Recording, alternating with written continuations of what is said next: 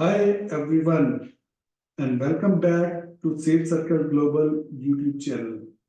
Today we are tackling a very important element of any successful organization, that is building a rock solid HSE culture. But this is not just about the three safety manuals and endless posters. We are diving deep into the powerful integration of cooperation, consultation, and effective communication. Think of your workplace as a bustling train station, tracks, trains, passenger everywhere. It's all a complex palette. But what keeps it from crashing into chaos? That is the communication and teamwork. When everyone's on the same page, sharing concerns, and working together, safety becomes more than just a rule, it becomes a shared value.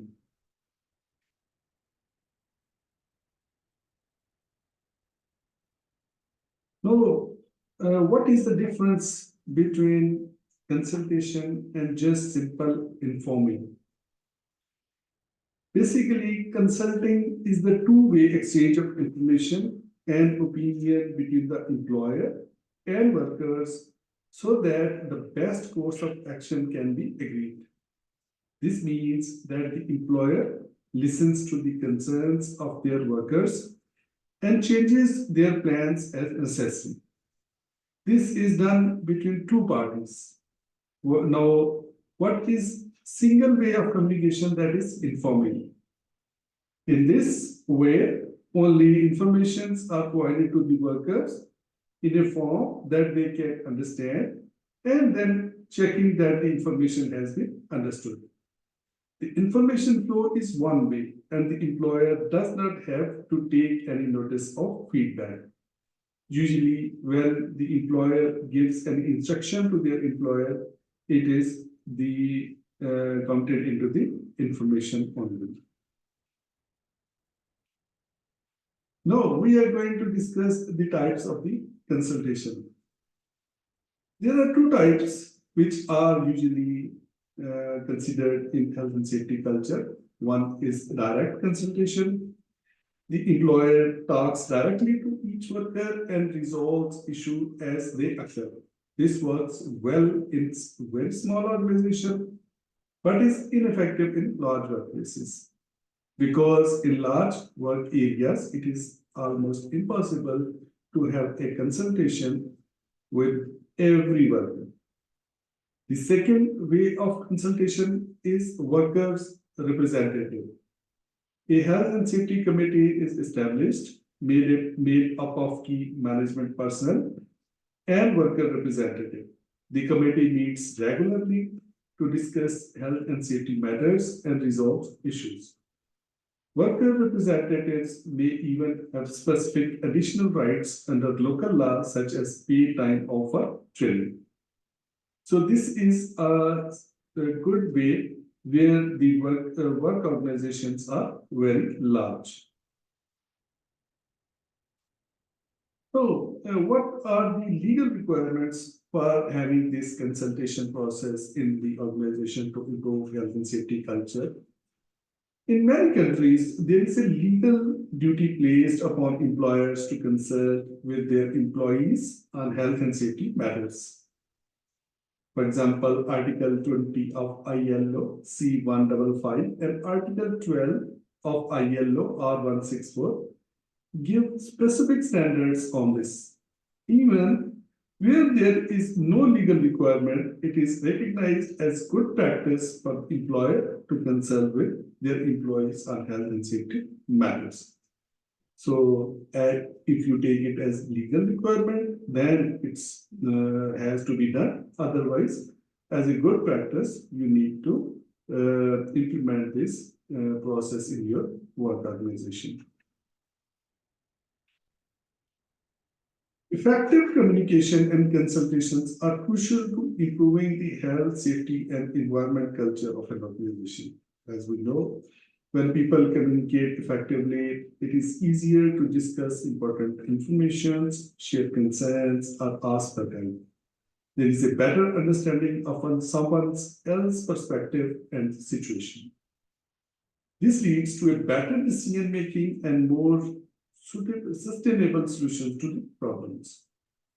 Consultation is a process by which management must discuss the development of systems, policies, practices, and issues of mutual concerns with workers or their representatives. It involves seeking acceptable solutions to problems through a genuine exchange of views and information. Consultation does not remove the right of managers to manage, as they must still make the final decisions.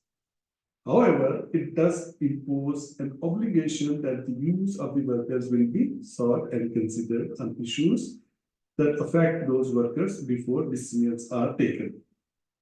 In determining how to meet this obligation, employers should consider the effect of the issue on workers' safety and health, and how effect and meaningful consultation on the issue can be achieved. Consultation involves employers actively seeking and then taking account the views of the workers before making a decision. It involves two-way communication with employer, providing information, and workers taking on the responsibility of actively participating in the process. An important principle of consultation is reaching an agreeable outcome on an issue or topic that is satisfactory to all parties and persons, and move towards a safer and healthier environment. In conclusion, effective communication and consultations are essential to improve HSE culture of an organization. They help to create a safer and healthier work environment where workers feel valued and heard. Employers should prioritize these practices to ensure the well-being of their employees and the success of their organization. Now, we discuss at what occasion this consultation must be done between the employer and their workers or employees. Well, there is a need to introduce a new change, introducing new barriers affecting workers' health and safety. At this point of time, the consultation must be done. Number two is appointing safety advisors and specialists. When the organization decides to appoint a new safety professional in their work area, they must consult with the workers and their employees. Developing health and safety training plans.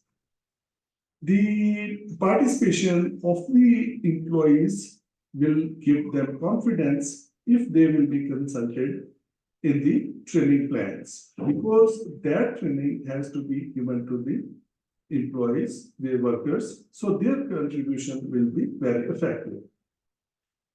Implementing new technology impacts workplace safety. This is the fourth occasion when the management or the employer should consider the participation of their workers into their consultation process. What are the key considerations for effective health and safety committee? As we said, that the management has two types to consult with their workers. Number one is directly consulting with the workers or through their representative. In small organization, they can follow the direct consultation procedure, but in case of large organization, they will have to definitely consult with the safety committee. So when they want to select the HSE committee, what should they keep in mind? Number one is balance. Balance and representation include both managers and workers, ensuring relevant expertise and worker voice are here. This balance is very much important while forming a health and safety committee in any organization. Frequent meetings monthly maintain momentum and address timely issues. This means the committee should regularly meet on health and safety issues. This will show that they are concerned to improve the health and safety issues of the organization. Appointment of chairperson role or the most responsible person of this committee is very important. So the management should appoint a chairperson to guide discussions, ensure everyone participates and maintain meeting focus. The fourth point of consideration for this health and safety committee is empowerment of that committee. Means the committee authority. So management should empower the committee to make decisions and implement actions, avoiding tasks only scenarios. So if the committee would be more authorized and empowered, they will be able to perform well all the duties they are being assigned by their management. The committee agenda and minutes should set agenda beforehand and record minutes of transparency and accountability into the meetings. Tracking must be very important. Track agreed actions with assigned individuals and deadlines for progress monitoring. Now, we will discuss what the functions the Health and Safety Committee has to play to improve the effective communication and consultation and the overall the culture of an organization. They can analyze accidents and disease statistics to identify trends and patterns. They must review reports from workplace monitoring activities like safety inspections and observations. They examine safety audit reports and recommendations. They consider reports and information from authorities and worker representatives. They assist in developing and updating safety procedures and policies. They also ensure monitoring the effectiveness of the safety training programs. They play a very important role in evaluating the effectiveness of the safety communication strategies. They provide strategic guidance and oversight for overall workplace safety culture. So these are the things the Health and Safety Committee can do to improve the culture of any organization.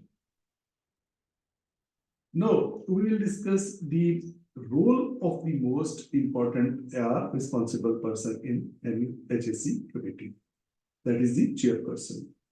The chairperson facilitates productive discussions by maintaining order and ensuring everyone has a chance to speak.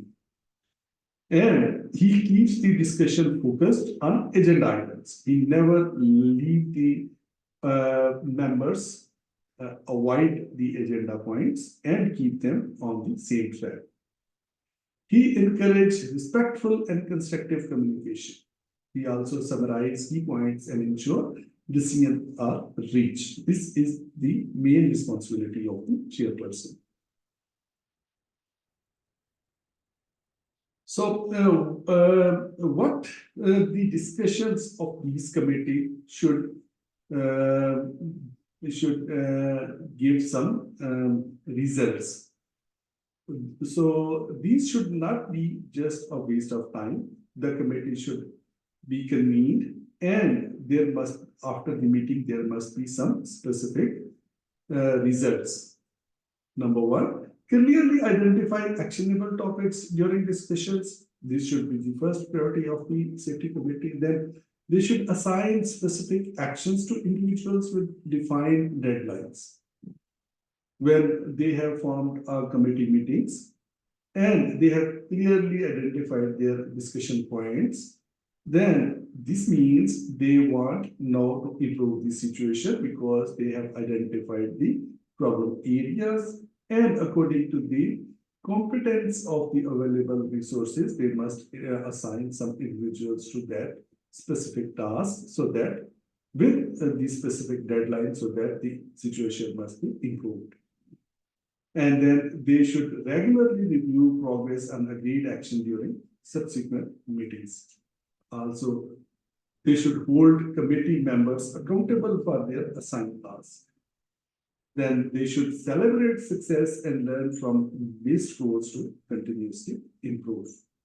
So these are the 5 steps the committee should ensure while they want to convene any meeting or they want to take out some results of that meetings, and there must be some results of that meeting. It should not be wastage of just time. So what the now we will discuss that how what are the purpose of that safety committee, that how they will help you to identify the hazards, the most important things which you need to improve in your organization, because once you will be able to identify the hazards, two different means like risk assessment, but this committee, this safety committee can also help you to identify hazards. So safety committee can review accident data, inspection reports, and worker feedback to identify potential hazards. They can conduct workplace assessments and observation to proactively identify unsafe practices or conditions. They also, based on their findings, they can recommend and implement preventive measures to eliminate or control hazards before accidents occur. Because once you will form the committee, the management will form the committee, they will try their best to mix all those professionals who are competent and able to perform health and safety duties into their workplace settings. The safety committee also regularly monitor and review and ensure that sustained attention to hazard identification and control is there. So with the help of health and safety committee, the organization can identify specific hazards. Now, what the management or the organization should do, they should encourage worker participation in HSE discussion. They should create a safe and open environment where workers feel comfortable voicing concerns and suggestions. They should provide clear channels for communication, such as suggestion boxes, anonymous reports, systems, and regular meetings. In anonymous reporting, the workers should be given a facility that they should, if they do not want to disclose their name, they should be submit report as anonymous. They should recognize and appreciate worker contribution to safety improvements. They should address worker concerns promptly and transparently, regularly inform workers about safety initiatives and progress. These should be done by the management of the workplace. Now, we will discuss some challenges which the organization has to face while implementing a consultation or cooperation procedure. Due to the lack of time or resources dedicated to consultation process, this lack of time and resources may become a problem for implementing a successful consultation procedure. Difficulty overcoming deep-rooted hierarchical structures and communication barriers. Ensuring effective representation of the diverse work voices and perspectives. This can also become a challenge. Building trust and overcoming uncertainty about the genuineness of the consultation efforts. Addressing competent priorities and managing resistance to change. These could be the challenges while implementing a successful consultation procedure. Communication's role in strengthening consultation and cooperation. Effective communication plays a crucial role in strengthening consultation and cooperation in HSE by enhancing transparency and trust. Clear and open communication builds trust between employers and workers, encouraging active participation and honest feedback in consultation process. Facilitating information flow. When important safety information is communicated effectively, workers have a better understanding of risks, procedures, and their role in maintaining a safe environment. This empowers them to participate meaningfully in discussions and decision making, prompting active listening. Two-way communication fosters active listening where employers genuinely considers worker concerns and feedback, leading to more informed and responsive safety decisions. Resolving issues collaboratively. Open communication channels allow for prompt identification and resolutions of the safety concerns to dialogue and collaboration, preventing small issues from escalating into bigger problems. Building a positive safety culture, consistent and clear communication about safety initiatives, achievements, and challenges reinforce the importance of safety in the workplace, strengthening the overall safety culture. Now, what the measures the organization can take to gauge the effectiveness of the consultation and cooperation procedure? The organization can track accident rates and incidents of work-related illnesses over time.